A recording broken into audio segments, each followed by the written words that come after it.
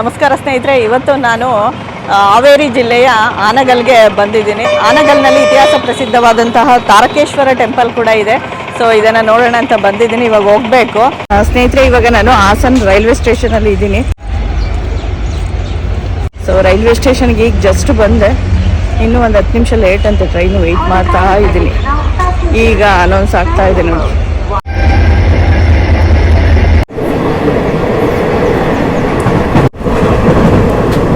So ನಮ್ಮ ಹಾಸನದಿಂದ ಆನಗಲ್ ಬಂದು ಸುಮಾರು 305 ಕಿಲೋಮೀಟರ್ ದೂರಗಳ ಅಂತರ ಆಗುತ್ತೆ. ಹಾವೇರಿಯಿಂದ 37 ಕಿಲೋಮೀಟರ್ ದೂರಗಳ ಅಂತರದಲ್ಲಿದೆ. ಹಾಗೆ ಹುಬ್ಳಿಗೆ 80 ಕಿಲೋಮೀಟರ್ ದೂರ ಆಗುತ್ತೆ. ನೋಡಿ ನನ್ನ ಬ್ಯಾಕ್ಗ್ರೌಂಡಲ್ಲಿ ಕಾಣ್ತಿದೆಯಲ್ಲ, ಇದೇ ಆನಗಲ್ ಬಸ್ ಸ್ಟಾಪು.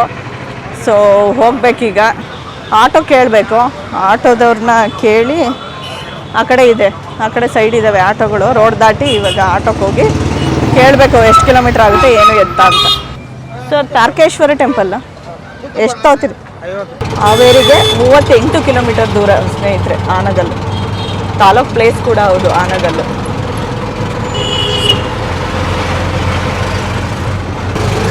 ನೇರ ಹತ್ರ ಬಂದ್ವಿ ಅನಿಸುತ್ತೆ.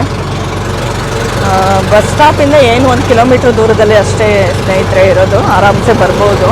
ನಾನು ಜಸ್ಟ್ ಟೆಂಪಲ್ ಹತ್ರ ಬಂದೆ. ಸೊ ಬನ್ನಿ ನೋಡೋಣ ಹೇಗಿದೆ ಅಂತ. ಸೊ ಇದೇ ಸ್ನೇಹಿತರೆ ತಾರಕೇಶ್ವರ ಟೆಂಪಲ್ಲು. ಈ ರೀತಿ ಇದೆ ಮುಂಭಾಗ. ಎಂಟ್ರೆನ್ಸಲ್ಲಿ ಒಂದು ಮಹಾದ್ವಾರವನ್ನು ಕಾಣ್ಬೋದು. ಅಲ್ಲೂ ಸಹ ಒಳಭಾಗದಲ್ಲಿ ಕಂಬಗಳಿದೆ. ಸ್ನೇಹಿತರೆ, ದೇಗುಲದ ಒಳಭಾಗಕ್ಕೆ ಬಂದಿದ್ದೀನಿ. ಈಗ ಆನಗಲ್ನ ಪ್ರಸಿದ್ಧವಾದಂತಹ ತಾರಕೇಶ್ವರ ದೇಗುಲ ಹೇಗಿದೆ ಅನ್ನೋದನ್ನು ನಿಮಗೆಲ್ಲ ತೋರಿಸ್ತೀನಿ. ಬನ್ನಿ ನೋಡೋಣ. ಒಂದು ಸ್ತಂಭ ಇದೆ ದೇಗುಲದ ಮುಂಭಾಗದಲ್ಲಿ. ಈ ರೀತಿ ದೇಗುಲದ ಮುಂಭಾಗದ ದೃಶ್ಯಾವಳಿಗಳು. ದೇಗುಲದ ಮುಂಭಾಗದಲ್ಲಿ ಹಿಂದಿನ ಕಾಲದಲ್ಲಿ ದೇಗುಲಕ್ಕೆ ಬರುವಂತಹ ಭಕ್ತರಿಗೆ ಒಂದು ತಿಳುವಳಿಕೆ ದೃಷ್ಟಿಯಿಂದ ಇರ್ಬೋದು, ಅಥವಾ ದೃಷ್ಟಿ ಆಗಬಾರ್ದು ಅನ್ನೋ ದೃಷ್ಟಿಯಿಂದ ಕೆಲವೊಂದಿಷ್ಟು ಕಾಮಸೂತ್ರದ ಭಂಗಿಗಳನ್ನು ಈ ರೀತಿ ಹಾಕಿದ್ದಾರೆ ನೋಡಿ, ಕೆತ್ತನೆ ಮಾಡಿದ್ದಾರೆ.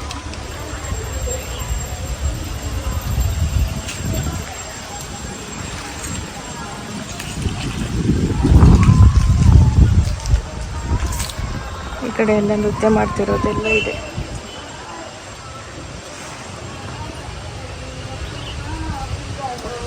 ಮಿಥುನ ಶಿಲ್ಪಗಳು ಇದೆ ನೋಡಿ.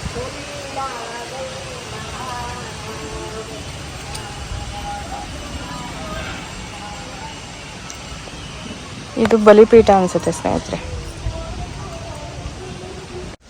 ನೋಡಿ, ಮುಖ್ಯ ದೇಗುಲದ ಒಂದು ಪಕ್ಕದಲ್ಲಿ ಒಂದು ಪುಟ್ಟ ದೇಗುಲ ಕೂಡ ಇದೆ. ಈ ರೀತಿ ಆ ದೇಗುಲದ ಪಕ್ಕದಲ್ಲಿಯೇ ಈ ಒಂದು ಗುಡಿಯನ್ನು ನಾವು ನೋಡ್ಬೋದು. ಒಳಗಡೆ ಯಾವ ರೀತಿ ಇದೆ ಅಂದ್ಬಿಟ್ಟು ತೋರಿಸ್ತಾ ಇದ್ದೀನಿ ನಿಮಗೀಗ ನೋಡಿ.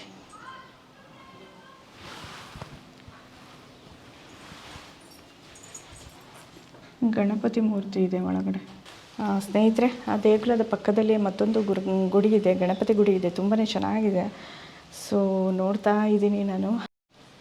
ನಮ್ಮ ಹಾಸನದಿಂದ 305 ಕಿಲೋಮೀಟರ್ ದೂರದಿಂದ ಬಂದು ಈ ಒಂದು ದೇಗುಲವನ್ನು ನೋಡೋದಕ್ಕೆ ನಮಗೂ ಖುಷಿ ಆಗ್ತಿದೆ ಸ್ನೇಹಿತರೆ. ಸುತ್ತಲೂ ಈ ಒಂದು ಅಂಕಣದಲ್ಲಿ ಕಕ್ಷಾಸನ ಇರೋದನ್ನು ನಾವು ಗಮನಿಸಿ ನೋಡ್ಬೋದು ನೋಡಿ. ಸುತ್ತ ಈ ರೀತಿ ಕಕ್ಷಾಸನ ಇದೆ. ಈಗ ಮೇಯ್ನು ತಾರಕೇಶ್ವರ ಟೆಂಪಲನ್ನು ನೋಡೋದಕ್ಕೆ ಹೋಗ್ತಾ ಇದ್ದೀನಿ.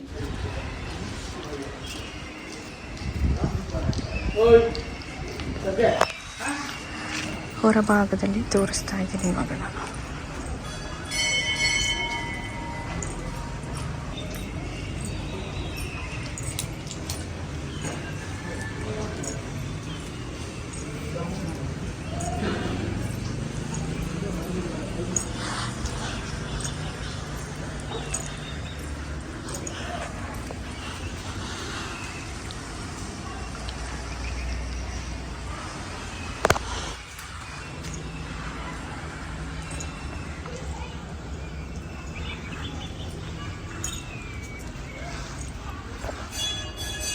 ನೋಡಿ, ಮಿನಿಯೇಚರ್ ಆಕೃತಿಗಳೇ ದೇಗುಲದ ಸುತ್ತ ಇರೋದು. ತುಂಬಾ ಚೆನ್ನಾಗಿದೆ.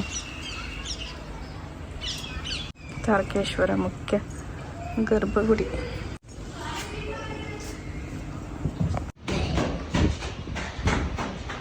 ನೋಡಿ ಎಷ್ಟು ಚೆನ್ನಾಗಿದೆ, ಹೂವಿನ ಕೆತ್ತನೆಯ ರೀತಿಯಲ್ಲಿ. ವಾವ್! ಈ ದೇವಾಲಯದಲ್ಲಿ ಸ್ನೇಹಿತರೆ ಹಿಂದೆ ಮಾಡಿದಂತಹ ರಾಜರ ಒಂದು ಕಂಬಗಳ ಆಕೃತಿಗೆ ಸಪೋರ್ಟಿವ್ ಆಗಿ ಭೀಮಾಗಿ ಮತ್ತೆ ಕಂಬಗಳನ್ನು ಬೇರೆ ರಾಜವಂಶಸ್ಥರ ಕಾಲದಲ್ಲಿ ಅಳವಡಿಕೆ ಮಾಡಿರೋದ್ರಿಂದ ಇಷ್ಟು ವರ್ಷಗಳ ಕಾಲದವರೆಗೆ ನಮಗೆ ಈ ಒಂದು ದೇಗುಲ ನೋಡೋದಕ್ಕೆ ಸಿಗ್ತಿದೆ ಅಂತಲೇ ಹೇಳ್ಬೋದು. ಮೇಲೆ ಎಲ್ಲ ರಿನೋವೇಷನ್ ಇತ್ತೀಚೆಗೆ ಆಗಿದೆ ಅಂತೆ, ಸೋರ್ತಿತ್ತಂತೆ, ಹಾಗಾಗಿ ರಿನೋವೇಷನ್ ಆಗಿದೆ ಅಂತ ನೀವಿಲ್ಲಿ ಮುಂದೆ ನೋಡ್ಬೋದು. ಏನು ಅಂತ ಅಂದರೆ ಗರ್ಭಗೃಹಕ್ಕೆ ಪ್ರವೇಶ ಮಾಡುವಂತಹ ಏನು ದ್ವಾರಗಳಿದೆ ಅದು 3 ಕಡೆ ಇತ್ತು, ಇವಾಗೆಲ್ಲ ಕ್ಲೋಸ್ ಮಾಡಿಬಿಟ್ಟಿದ್ದಾರೆ. ನೀವು ಅಬ್ಸರ್ವ್ ಮಾಡ್ಬೋದು, ಈ ಕಡೆ ಮತ್ತು ಆ ಕಡೆ ಕ್ಲೋಸ್ ಮಾಡಿದ್ದಾರೆ. ಶಿವಲಿಂಗ ಮತ್ತು ಪಾರ್ವತಿ ಆ ಒಂದು ಮಂಟಪದಲ್ಲಿರೋದನ್ನು ನೋಡ್ಬೋದು. ನೋಡಿ, ಕ್ಲಿಯರ್ ಕಟ್ಟಾಗಿ ಗೊತ್ತಾಗ್ಬಿಡುತ್ತೆ ಹಂತವಾಗಿ ಬೇರೆ ರಾಜರ ಕಾಲದಲ್ಲಿ ಹೇಗೆ ಒಂದು ಪ್ಲಾನಿಂಗನ್ನು ಏನು ಮೊದಲ ರಾಜರು ಕಟ್ಟಿರ್ತಕ್ಕಂಥ ದೇವಸ್ಥಾನಕ್ಕೆ ಅನುಗುಣವಾಗಿ ನೆಕ್ಸ್ಟ್ ಪ್ಲಾನಿಂಗನ್ನು ಮಾಡ್ಕೊಂಡೋಗಿ ಕಟ್ಟಿದ್ದಾರೆ ಅಲ್ವಾ. ಸೊ ಹೋಲಿಕೆ ತುಂಬಾ ಚೆನ್ನಾಗಾಗುತ್ತೆ.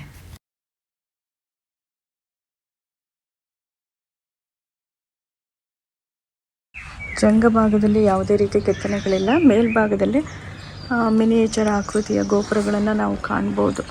ಮೇಲೆ ಸುಖನಾಸಿ ನೋಡಿ, ತುಂಬಾ ಚೆನ್ನಾಗಿದೆ ಕೀರ್ತಿಮುಖ.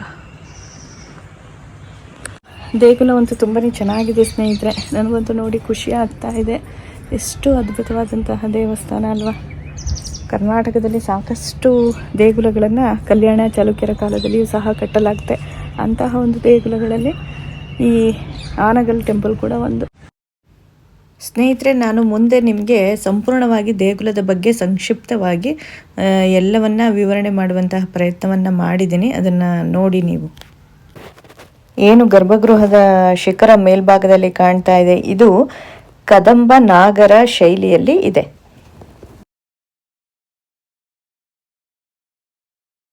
ಸ್ನೇಹಿತರೆ, ಹೊರಭಾಗದಿಂದ ತೋರಿಸುವಂಥ ಪ್ರಯತ್ನಗಳು ನಡೀತಾ ಇದೆ. ಇಲ್ಲಿ ನೋಡಿ, ಇಲ್ಲೊಂದು ಅಲ್ಲಲ್ಲಿ ಕೆತ್ತನೆಗಳಿದೆ, ಕೆಲವು ಕಡೆ ಇನ್ಕಂಪ್ಲೀಟೆಡ್ ಇದೆ. ಈ ಜಂಗಭಾಗದಲ್ಲೆಲ್ಲ ಆಗಿಲ್ಲ, ಮೋಸ್ಟ್ಲಿ ಇನ್ಕಂಪ್ಲೀಟೆಡ್ ಅಂತ ಅಂದ್ಕೊಬೋದು. ನೋಡಿ, ಇಲ್ಲಿ ಒಂದಿಷ್ಟು ಕೆತ್ತನೆಗಳನ್ನು ನಾವು ನೋಡ್ಬೋದು. ಇಲ್ಲಿ ಕಂಬದ ಮಾದರಿ ಡಿಸೈನ್ಗಳಿದೆ ನೋಡಿ, ಇದೆಲ್ಲ ಮಿನಿಯೇಚರ್ ಗೋಪುರಗಳು. ಅರ್ಧ ಕಂಬಗಳ ಮೇಲಿರತಕ್ಕಂತಹ ಪುಟ್ಟ ಪುಟ್ಟ ಶಿಖರಗಳನ್ನು ಅದ್ಭುತವಾಗಿ ಕೆತ್ತನೆ ಮಾಡಿರೋದನ್ನು ನಾವಿಲ್ಲಿ ಅಬ್ಸರ್ವ್ ಮಾಡಿ ನೋಡ್ಬೋದು. ಸೊ ಈ ಕಡೆಯಿಂದ ನೋಡೋದಕ್ಕೆ ಈ ರೀತಿ ಕಾಣುತ್ತೆ ಗುಡಿ.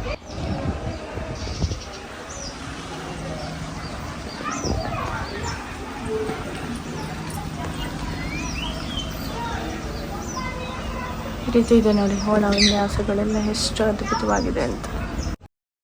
ಈ ದೇವಾಲಯವು ಗರ್ಭಗೃಹ, ಅಂತರಾಳ, ನವರಂಗ, ಸಭಾಮಂಟಪ ಮತ್ತು ಮುಖಮಂಟಪಗಳನ್ನು ಒಳಗೊಂಡಿದೆ. ವಿಶಾಲವಾದಂತಹ ಈ ದೇವಾಲಯ ಕಲ್ಯಾಣ ಚಾಲುಕ್ಯ ಶೈಲಿಗೆ ಒಂದು ಉತ್ತಮವಾದಂತಹ ಉದಾಹರಣೆ ಅಂತಲೇ ಹೇಳ್ಬೋದು. ಮೊದಲಿಗೆ ನವರಂಗವು ಉತ್ತರ ಮತ್ತು ದಕ್ಷಿಣ ದಿಕ್ಕುಗಳಿಗೆ, ಪೂರ್ವ ದಿಕ್ಕುಗಳಲ್ಲಿ ಪ್ರವೇಶ ಮಂಟಪಗಳನ್ನು ಹೊಂದಿತ್ತು. ಆದರೆ ಈಗ ಉತ್ತರ ಮತ್ತು ದಕ್ಷಿಣಕ್ಕೆ ಮಾತ್ರ ಪ್ರವೇಶ ಮಂಟಪಗಳು ಏನಿದೆ ಅದು ಈಗ ಗರ್ಭಗೃಹಗಳಾಗಿದೆ. ಗರ್ಭಗೃಹವು ಬಹುಕೋನಾಕಾರದ ತಲವಿನ್ಯಾಸವನ್ನು ಹೊಂದಿದ್ದು ಕದಂಬರ ಲಕ್ಷಣವುಳ್ಳಂತಹ ಪಾಣಿಪೀಠದ ಮೇಲೆ ಎತ್ತರವಾದಂತಹ ಶಿವಲಿಂಗ ಇರುವುದನ್ನು ನಾವಿಲ್ಲಿ ಗರ್ಭಗೃಹದಲ್ಲಿ ನೋಡ್ಬೋದು. ಗರ್ಭಗೃಹದ ದ್ವಾರಬಂಧ ಅತ್ಯಂತ ಕಲಾಪೂರ್ಣವಾಗಿದೆ. ಅಂದರೆ ನೋಡೋದಕ್ಕೆ ಬೇಲೂರು ಟೆಂಪಲ್ ನೋಡ್ದಂಗೆ ಅನಿಸುತ್ತೆ ಒಂದು ಸ್ವಲ್ಪ. ಇದರ ಬಾಗಿಲವಾಡವು ಪಂಚಶಾಖ ಅಲಂಕಾರವನ್ನು ಸಹ ಹೊಂದಿದೆ. ಮುಂಭಾಗದಲ್ಲಿರುವಂತಹ ಅಂತರಾಳವು ಅಲಂಕೃತ ಬಾಗಿಲುವಾಡವನ್ನು ಹೊಂದಿದ್ದು ಇಕ್ಕೆಲಗಳಲ್ಲಿ ಜಾಲಾಂಧ್ರಗಳು ಸಹ ಇದೆ. ಮಧ್ಯದ ಕಂಬಗಳು ತಿರುಗಣಿ ಯಂತ್ರವನ್ನು ಉಪಯೋಗಿಸಿ ಮಾಡಿರುವಂಥದ್ದು. ಮಧ್ಯದ ಭುವನೇಶ್ವರಿ ಸುಂದರವಾದಂತಹ ರಚನೆಯಿಂದ ಕೂಡಿದೆ. ಪ್ರವೇಶ ದ್ವಾರ ಸೂಕ್ಷ್ಮ ಕೆತ್ತನೆಗಳುಳ್ಳ ಅಲಂಕರಣದಿಂದ ಸಹ ಕೂಡಿರುವುದನ್ನು ನಾವಿಲ್ಲಿ ಗಮನಿಸಿ ನೋಡಬಹುದು. ತೆರೆದ ಸಭಾಮಂಟಪವನ್ನು ನಕ್ಷತ್ರಾಕಾರದಲ್ಲಿ ರಚಿಸಲಾಗಿದೆ. ಹೊಯ್ಸಳ ಮಾದರಿಯ ಆಕರ್ಷಕ ಕಂಬ ಭಾರೀ ಗಾತ್ರದ ತೊಲೆಗಳನ್ನು ಆಧಾರ ಮಾಡಿಕೊಂಡು ನಿಂತಿವೆ. ನವರಂಗವು 4 ಪ್ರವೇಶ ದ್ವಾರಗಳನ್ನು ಹೊಂದಿದೆ. ಸುತ್ತಲೂ ಕಕ್ಷಾಸನ ಇದೆ. ಹೊಳಪಿನ ಕಂಬಗಳು ವಿವಿಧ ಆಕೃತಿಯಲ್ಲಿರುವುದನ್ನು ಸಹ ಇಲ್ಲಿ ನಾವು ಗಮನಿಸಿ ನೋಡ್ಬೋದು. ಗುಮ್ಮಟಾಕಾರದ ಭುವನೇಶ್ವರಿಯಲ್ಲಿ ಅನೇಕ ಉಪಗುಮ್ಮಟ ರಚನೆಗಳನ್ನು ಬಿಡಿಸಿದ್ದು ಮಧ್ಯದಲ್ಲಿ ಇಳಿಬಿದ್ದ ಮೊಗ್ಗಿನ ರಚನೆಯನ್ನು ನಾವಿಲ್ಲಿ ಕಾಣುವುದು ಇದೇ ಇಲ್ಲಿನ ಹೈಲೈಟ್. ಮುಖಮಂಟಪದಲ್ಲಿಯೂ ಸಹ ಕಕ್ಷಾಸನದ ರಚನೆಯೂ ಸಹ ಉಂಟು. ದೇವಾಲಯದ ಹೊರಭಿತ್ತಿಯಲ್ಲಿ ಅರ್ಧಕಂಬ ಮತ್ತು ದೇವಕೋಷ್ಟಕಗಳ ಅಲಂಕರಣಗಳು ಹೆಚ್ಚಾಗಿ ಕಂಡುಬರುತ್ತೆ. ಗರ್ಭಗೃಹದ ಮೇಲೆ 4 ತಲದ ಅಂದರೆ 4 ಟೈರ್ ಶಿಖರ ಸುಖನಾಸದಿಂದ ಕೂಡಿದ್ದು, ಮುಂಭಾಗದಲ್ಲಿ ಎತ್ತರವಾದಂತಹ ಶಿಲಾಸ್ತಂಭ ಕೂಡ ಉಂಟು. ಸುಖನಾಸಿಯು ಕಲಾತ್ಮಕವಾಗಿ ಕಂಠರಿಸಿದಂತಹ 4 ಕಂಬಗಳನ್ನು ಹೊಂದಿದೆ. ಗರ್ಭಗೃಹಕ್ಕೆ ಎದುರಾಗಿರುವಂತಹ ಸುಖನಾಸಿಯಲ್ಲಿ ನಂದಿಯ ವಿಗ್ರಹ ಸಹ ಇದೆ. ಬಲಭಾಗದ ಸುಖನಾಸಿಯಲ್ಲಿ ಈಶ್ವರಲಿಂಗ ಇದ್ದರೆ, ಎಡಭಾಗದ ಸುಖನಾಸಿಯಲ್ಲಿ ಪಾರ್ವತಿಯ ಶಿಲ್ಪಗಳು ಇರುವುದನ್ನು ನಾವಿಲ್ಲಿ ಗಮನಿಸಬಹುದು. ಒಳಭಾಗದಲ್ಲಿ ತಾರಕೇಶ್ವರ ಶಿವಲಿಂಗ ಇದೆ ಗರ್ಭಗುಡಿಯಲ್ಲಿ. ಜೊತೆಗೆ ವಿಷ್ಣು, ಬ್ರಹ್ಮ, ಕಾರ್ತಿಕೇಯ ಮತ್ತು ನಂದಿಯ ಶಿಲ್ಪಗಳು ಸಹ ಕಂಡುಬರುತ್ತೆ. ಸರ್ವಾಯ ಮಹಾದೇವಾಯ ತೇ ನಮಃ. ಓಂ ನಮಃ ಶಿವಾಯ ನಮಃ. ಓಂ ನಮಃ ಶಿವಾಯ ನಮಃ. ಇಲ್ಲಿ ಒಂದು ಕೂಡ ಶಿವಲಿಂಗ ಇದೆ. ಸ್ನೇಹಿತರೆ, ಈಗ ಸಭಾಮಂಟಪವನ್ನು ತೋರಿಸ್ತೀನಿ. ಈ ದೇಗುಲದಲ್ಲಿ ತುಂಬಾ ಆಕರ್ಷಕವಾದಂತಹ ಒಂದು ಭಾಗ ಅಂತಲೇ ಹೇಳ್ಬೋದು. ಬನ್ನಿ ನೋಡೋಣ ಹೇಗಿದೆ ಅಂತ. ಇದು ಸಭಾಮಂಟಪ ಸ್ನೇಹಿತರೆ. ಇವಾಗ ನಾನು ನಿಮಗೆ ತೋರಿಸ್ತಾ ಇರೋದು. ಇಲ್ಲಿ ಕಂಬಗಳಿಗೆ 2 ಹಂತದಲ್ಲಿ ಅಡ್ಜಸ್ಟ್ಮೆಂಟ್ ಇದೆ. ಇದೆಲ್ಲ ಮೇ ಬಿ ಹೊಯ್ಸಳರ ಕಾಲದ್ದು ಇದು ಎಲ್ಲ. ವಾವ್ ಸ್ನೇಹಿತರೆ, ಎಷ್ಟು ಅದ್ಭುತವಾಗಿದೆ ಗೊತ್ತಾ. ಓ ಮೈ ಗಾಡ್, ತುಂಬಾ ಇಷ್ಟ ಆಯಿತು ನನಗೆ. ಎಷ್ಟು ದೊಡ್ಡದಾಗಿದೆ ಗೊತ್ತಾ ಇದರ ವಿಸ್ತೀರ್ಣ. ಓ ಮೈ ಗಾಡ್, ಲೈಟಿಂಗ್ ಕಂಡೀಷನ್ ಆಗ್ತಾ ಇಲ್ಲ. ಸಭಾಮಂಟಪ ಸ್ನೇಹಿತರೆ ತುಂಬಾ ಅದ್ಭುತವಾಗಿದೆ. ಸಭಾಮಂಟಪದ ಹೊರಮೈಯಲ್ಲಿ ರಾಮಾಯಣದ ಘಟನಾವಳಿಗಳ ಉಬ್ಬು ಶಿಲ್ಪಗಳನ್ನು ಸಹ ಕೆತ್ತನೆ ಮಾಡಲಾಗಿದೆ. ದ್ವಾರಪಾಲಕರ ಶಿಲ್ಪಗಳು ಮನಮೋಹಕವಾಗಿದೆ. ಕೆಲವೆಡೆ ಕೆತ್ತನೆ ಇನ್ಕಂಪ್ಲೀಟ್ ಆಗಿದೆ. ಗರ್ಭಗೃಹದ ಮೇಲಿನ ಕದಂಬ ನಾಗರ ಶೈಲಿಯ ಶಿಖರ ಕಲಾಕುಸರಿಯಿಂದ ಕೂಡಿದೆ. ಶಿಖರದ ಮೇಲ್ಭಾಗದಲ್ಲಿ ಹುಲಿಯೊಡನೆ ಸೆಣಸುತ್ತಿರುವಂತಹ ಹೊಯ್ಸಳರ ಲಾಂಛನವನ್ನು ಸಹ ನಾವು ಈ ಒಂದು ದೇಗುಲದಲ್ಲಿ ಕಾಣಬಹುದು ಸ್ನೇಹಿತರೆ. ಕಿದ್ರಾಪುರ ಅಂದ್ಬಿಟ್ಟು ಒಂದು ಟೆಂಪಲ್ ಇದೆ, ಅಲ್ಲೂ ಸಹ ಈ ರೀತಿ ಕಾಣ್ಬೋದು. ಇಲ್ಲಂತೂ ತುಂಬಾ ಹಾಳಾಗಿಲ್ಲ, ಏನಿಲ್ಲ, ಅದ್ಭುತವಾಗಿದೆ ನೋಡಿ. ವಾವ್, ಸುತ್ತ ಅಷ್ಟದಿಕ್ಪಾಲಕರ ಕೆತ್ತನೆಗಳಿದೆ. ಸುತ್ತ ಅಷ್ಟದಿಕ್ಪಾಲಕರ ಕೆತ್ತನೆ ಇದೆ.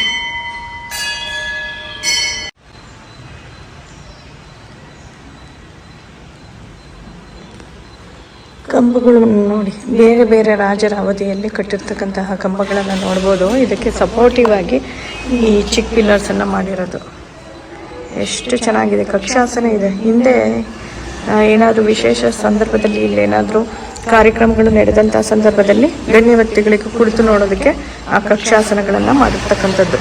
ತುಂಬಾ ಅದ್ಭುತವಾದ ದೇವಸ್ಥಾನ ಸ್ನೇಹಿತರೆ. ನೀವು ಸಾಧ್ಯ ಆದರೆ ಒಮ್ಮೆ ಆದರೂ ಬಂದು ನೋಡಿ.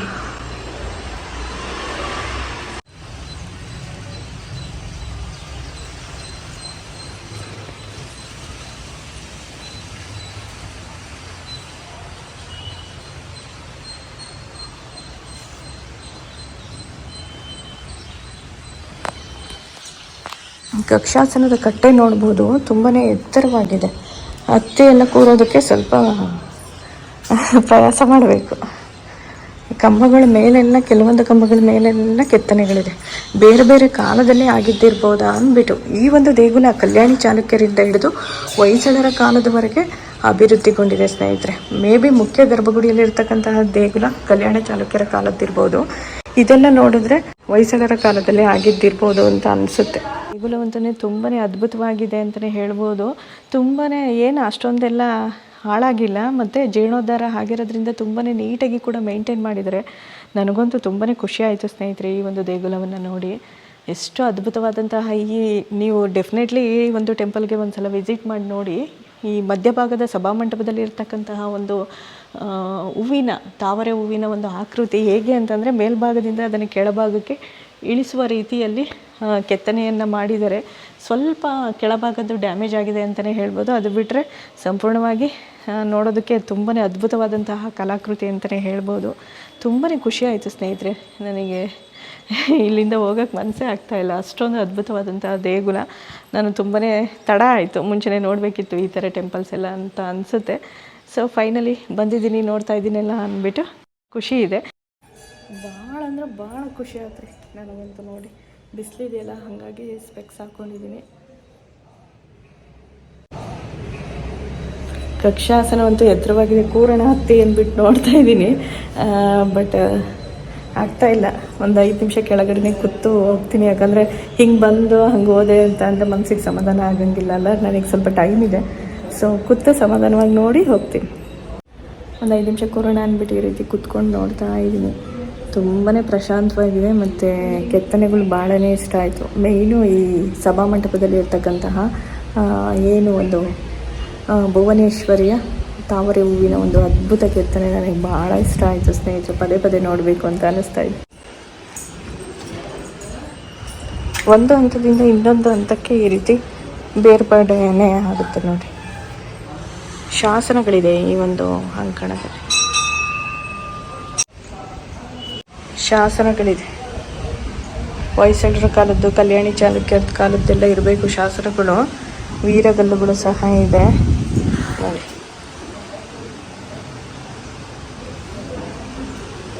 ನೋಡಿ, ಯೋಧರೆಲ್ಲ ಕುದುರೆ ಮೇಲೆ ಕೂತಿರ್ತಕ್ಕಂಥ ದೃಶ್ಯಗಳು ಕಾಣ್ಬೋದು.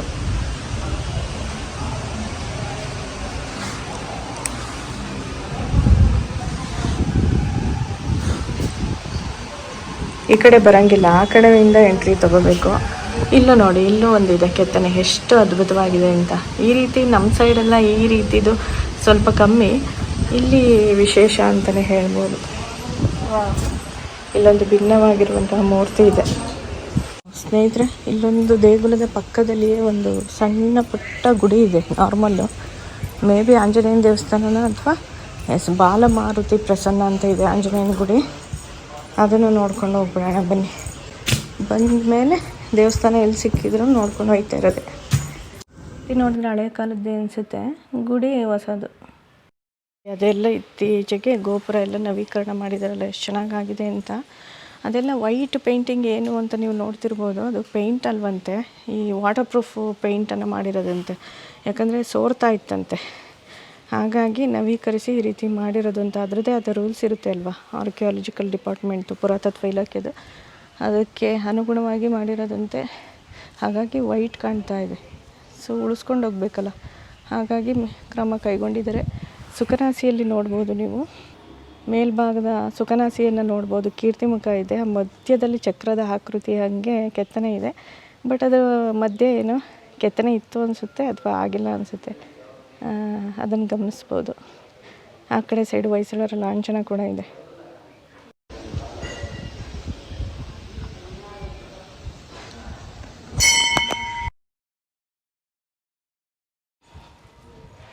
ಈ ಕಡೆ ಭಾಗದಲ್ಲಿ ನೋಡಿ, ಒಂದಿಷ್ಟು ಕೆತ್ತನೆಗಳು ಅಲ್ಲಲ್ಲಿ ಕಂಡು ಬರುತ್ತೆ. ದೇಗುಲದ ಮುಂಭಾಗದಲ್ಲಿ ಕೆಲವೊಂದಿಷ್ಟು ಮಿಥುನ ಶಿಲ್ಪಗಳು ಸಹ ಇದೆ.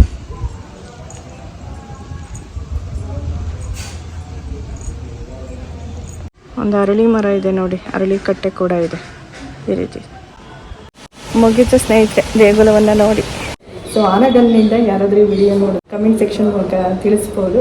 ವಿಡಿಯೋ ಇಷ್ಟ ಆದರೆ ಲೈಕ್, ಶೇರ್, ಸಬ್ಸ್ಕ್ರೈಬ್ ಕೂಡ ಮಾಡ್ಬೋದು. ಮತ್ತೊಂದು ವಿಡಿಯೋದೊಂದಿಗೆ ಸಿಗ್ತೀನಿ. ಧನ್ಯವಾದಗಳೊಂದಿಗೆ ತ್ರಿವೇಣಿ.